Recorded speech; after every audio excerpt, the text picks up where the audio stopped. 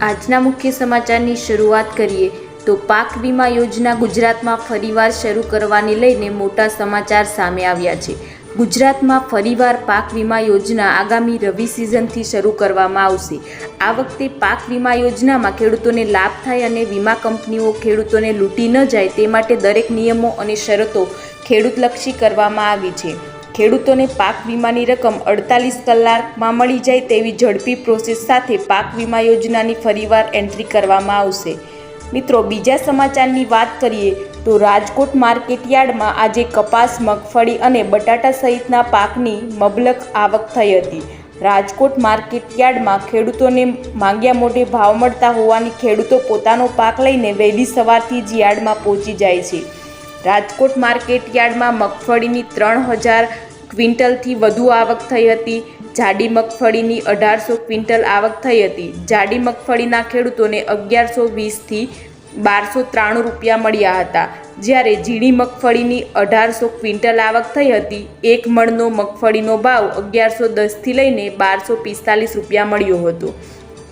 બીજા મહત્વના સમાચારની વાત કરીએ મિત્રો તો ભારત સરકાર એવી કોઈ સ્કીમ ચલાવી રહી નથી જેમાં મહિલાઓને સીધું સિલાઈ મશીન આપવામાં આવે।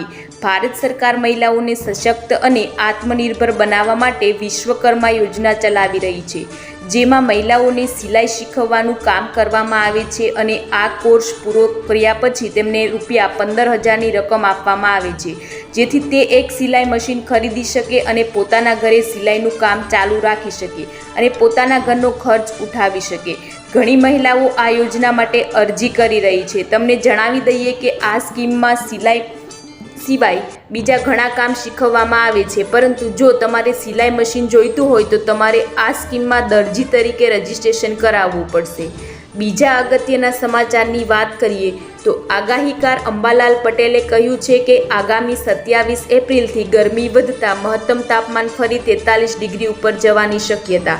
જો કે 10થી 12 મેના પ્રી મોન્સૂન એક્ટિવિટીની શક્યતા છે, જેથી આખરી ગરમી વચ્ચે ચોમાસું સારું રહેવાની આગાહી કરવામાં આવી છે, જે ગુજરાતના ખેડૂતો માટે આનંદના સમાચાર ગણી શકાય।